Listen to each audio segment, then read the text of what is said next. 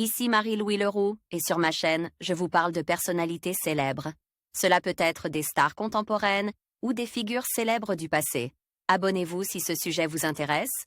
Et maintenant, passons à la célébrité du jour. Bonjour à tous, et bienvenue sur ma chaîne. Aujourd'hui, je vais vous parler d'un personnage fascinant du monde du journalisme, Jacques Legros. Dans cette vidéo, nous allons explorer sa carrière, ses contributions au journalisme français, et quelques anecdotes marquantes de sa vie. Que vous soyez un fan de l'actualité ou simplement curieux d'en savoir plus sur cet homme emblématique, restez avec moi pour découvrir son parcours et son impact sur les médias. C'est parti! Jacques Legros est né en juillet 1951 à Lapunois dans le Pas-de-Calais. Fils d'un couple de secrétaires de mairie, il s'intéressait dès son plus jeune âge au journalisme.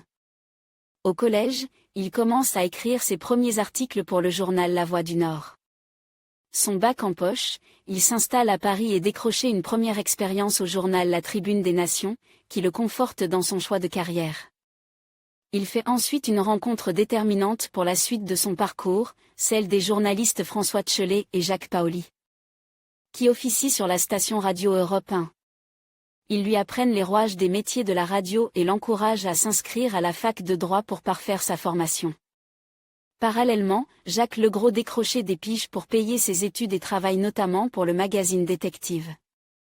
Il effectue ensuite son service militaire à la Direction Générale de l'Armement, DGA, puis reste dans l'armée pendant quelques années. À 30 ans, Jacques Legros se ravise et décide de revenir au journalisme. En 1981, il devient animateur puis journaliste sur Radio France Vaucluse. Il rejoint ensuite France Inter, où il rencontre Jérôme Bellet avec lequel il participe au lancement de France Info en 1987. Il travaille ensuite pendant 8 ans sur RTL, où il présente notamment le journal Inattendu en 1994, Jacques Legros passe de la radio au petit écran et participe à l'aventure de la première chaîne d'info en continu, LCI. Il est nommé directeur adjoint de la rédaction. 4 ans plus tard, en 1998, il arrive sur TF1 et devient le joker de Jean-Pierre Pernaut à la présentation du journal télévisé de 13h. Parallèlement, la chaîne lui confie régulièrement la présentation de nombreuses émissions, Plein les yeux, les 30 histoires les plus mystérieuses, les 30 histoires les plus extraordinaires, 50 images étonnantes, vraies ou faux. Depuis 2011, il présente sur TMC, filiale du groupe TF1, l'émission Suspect numéro 1. En août 2018, il est nommé directeur général de Radio Lac, une radio généraliste privée, en Suisse.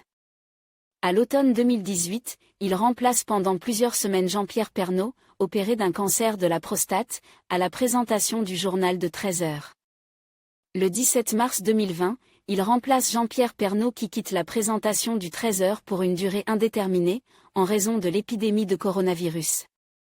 De janvier à avril 2022, il assure la présentation du JT de 13h de TF1 pour pallier l'absence de Marie-Sophie Lacaro. En 2024, Jacques Legros participe à la saison 6 de Masked Singer sous le costume du hamster. Dans un entretien accordé à Ouest France publié le 26 mars, Jacques Legros annonce qu'à partir de mi-mai, il ne présentera plus le journal télévisé en l'absence de Marie-Sophie Lacaro. Il était joker du 13h de TF1 depuis 26 ans. Côté vie privée, il a un fils prénommé Gabriel, né en 2005 de son union avec Valérie, qu'il a épousé en mai 2007.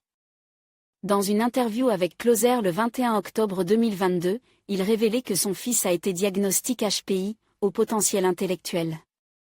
Il a également une fille aînée, Tatiana, née d'une précédente union. En conclusion, Jacques Legros est une figure emblématique du journalisme français, connu pour son professionnalisme et son engagement envers l'information. Sa carrière, marquée par des moments forts et des défis, témoigne de sa passion pour le métier. Que ce soit à travers ses reportages ou ses interventions, il a su captiver et informer le public. Merci de nous avoir suivis dans cette exploration de sa vie et de son œuvre. N'hésitez pas à partager vos réflexions sur Jacques Legros dans les commentaires. À bientôt pour de nouvelles découvertes.